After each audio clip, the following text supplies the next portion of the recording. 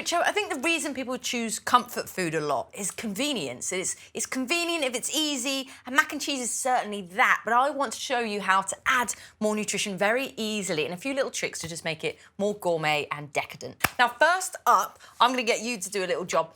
I have a massive wedge of cheddar cheese. That's like a few days worth for me. I love cheddar cheese, yeah. So I just want you to grate that one up. Now, you don't always have to use macaroni elbows. If you've got any old pasta rattling around, but pulse pasta is fantastic because it's really, really high in protein. And I'm also going to cook it in this plant-based broth as well. Adds a bit of extra flavour, nice little tip there. So I've got 500 mils of this one. We'll put the pasta in, and then you can just see how much you need to top it up with water in there too. So we'll just get that one on a nice heat. Wonderful stuff. Now, it has some water just over there. Just needs to go above the line. Now, whilst that one is cooking, I'm going to get my pan on here. And I'm just going to use a bit of butter. I do think mac and cheese calls for butter, doesn't it? Not extra virgin olive oil. Let's get some of that on there. Let that go round. So I've got some oat milk, so I'm going to try and go, not dairy-free, but we can use this one instead. Get some more plants in there. This is definitely not going to be dairy-free with the amount of cheese that's here, Rosie. No, the cheese and the butter. But where we can make little changes. So if you want to add some of that cheese in there too. So half of it? Half of it? Going to do half of it. That's the one. Like that. A bit of paprika is just going to change things up a little too. And I'm just going to let that one boil down a little bit. We need a nice amount of Murray River salt flakes, some cracked black pepper, and you'll notice there's some broccolini there. Now, I am going to smuggle some veggies in. So in about 5 minutes' time, when that one is halfway done, I will add it into my pasta there. So I'll let this one cook away, the pasta will be ready, and then we can bring it all together.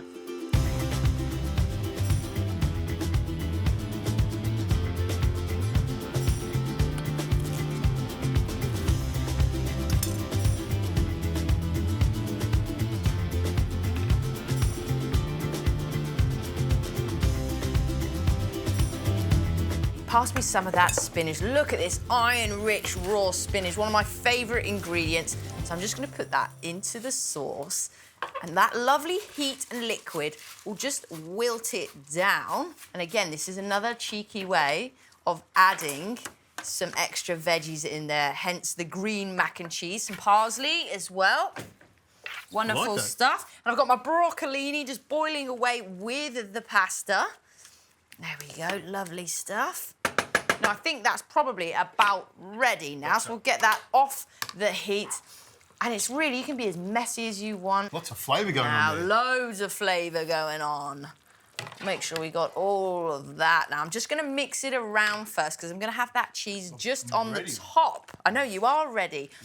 Now, I'm going to mix it, and I'm actually now going to take it from the hob and give it a little bit of time just in the oven for about 10 to 15 minutes to make it all lovely and, well, mac and cheesy, I guess. So on we go, the top. The cheese is melting in my hands, Rosie. You were talking about it, and I'm thinking, oh, this cheese is melting beautifully.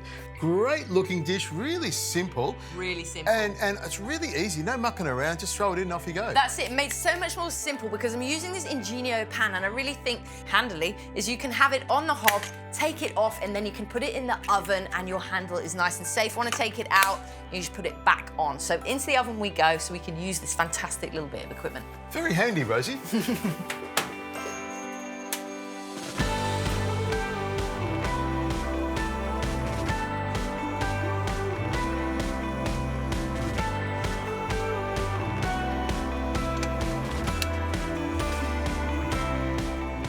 Doesn't that look lovely? Really nice. Yeah, for my veggie friends, always taking care of you. Broccolini's a lovely touch. Yeah, smuggle as much veggies as possible. Bit of extra cracked black pepper. Going over the top here, I see. Well, you know, have a little try. I will. And I love the amount of cheese you use, because I know when you put that much cheese in a dish like this, it's going to be really, really tasty. I love it. Lots of cheesy flavour in there. I love the pasta in there. It's going to fill you up. Absolutely. And yeah, I've managed to get some green in there, so my green mac and cheese is a win for me. What a cracker of a dish. Thanks, mate.